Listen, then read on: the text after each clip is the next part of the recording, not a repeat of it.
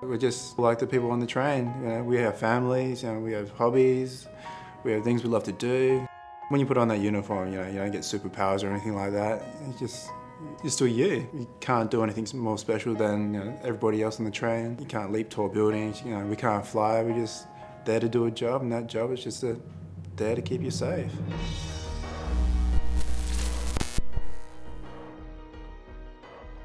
When I first started out as a trans officer, I was posted to the Armidale line and was really shocked at how many juvenile and youth were out there just hanging around the trains.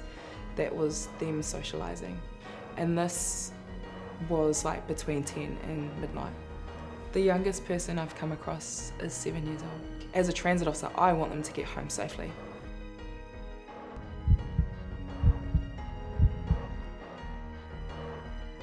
A lot of the kids that I do have interactions with, that's what they believe that we do. We're just there to bust them, get them into trouble, but little do they know we're just there to make sure that they feel safe, that we're there to help. Sometimes I'm brought to a point where I have to ring the parents in order to pick them up, but some of them don't want to go home, and you have to ask them why. It's really heart-wrenching, like what's the next step as a transit officer, how much of a duty of care, responsibility comes into play in my role. And it does affect us deeply, it upsets me. You just got to try, like give that 100% to that kid, your time, to make them feel safe.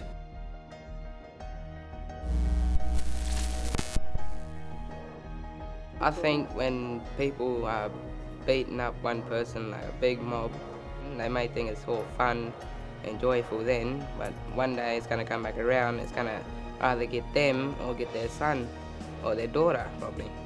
You never know, because karma is going to come back around and bite you one day.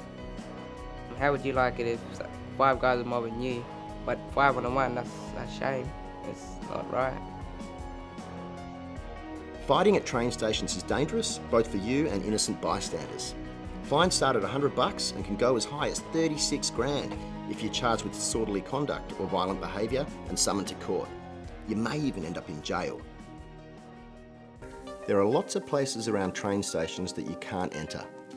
Going onto the train tracks for any reason is trespass, including crossing at a pedestrian crossing when the gates are closed.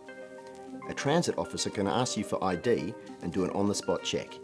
If you serve the summons and have to go to court, the penalty is $200. My cousin was only 26 at the time. His life got cut short. He passed away from a train incident. It was around about 4 in the afternoon. He was just heading home from getting dinner and that there.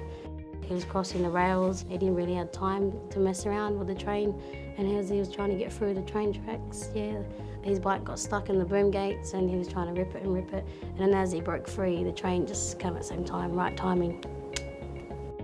Affected us in a big way, it was devastating, especially for my auntie.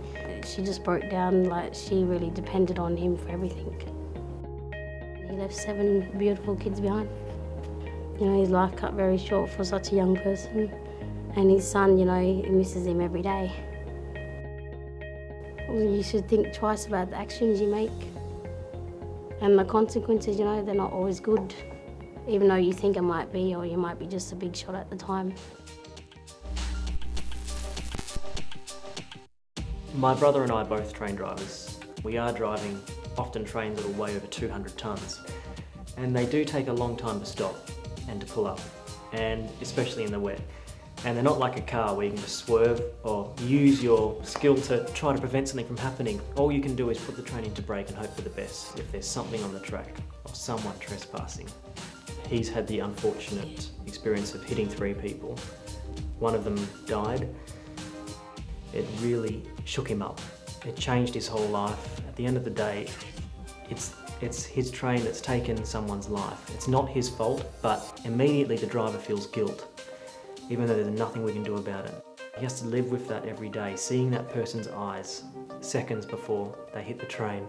It's definitely made my brother more nervous going out on the tracks every day.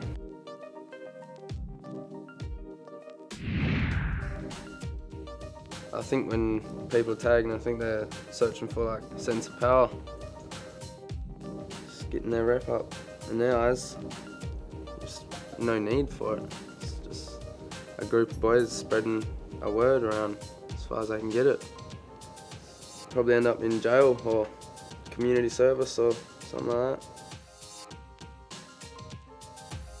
Tags are just waste of time and waste of money. Graffiti, anywhere apart from a legal wall, is vandalism and is illegal.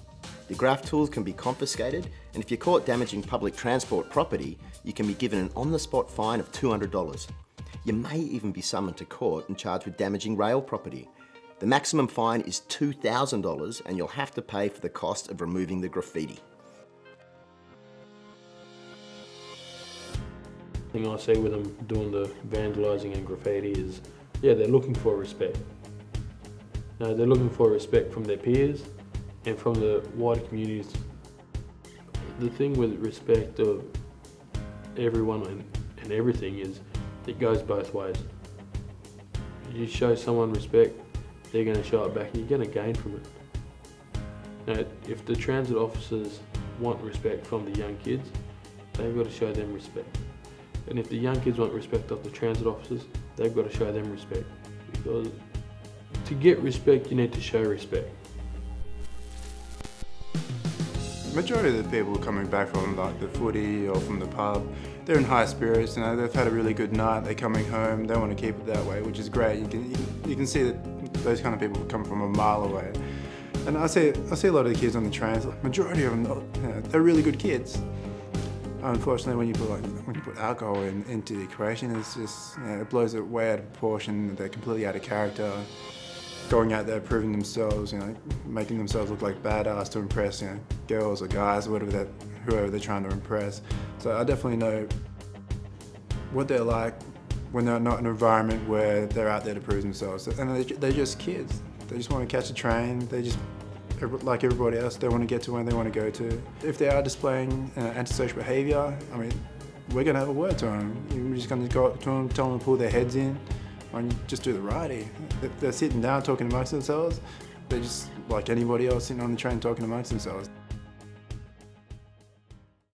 Smoking and drinking alcohol or carrying a banned substance is illegal on rail and bus property and can land you a $100 on-the-spot fine.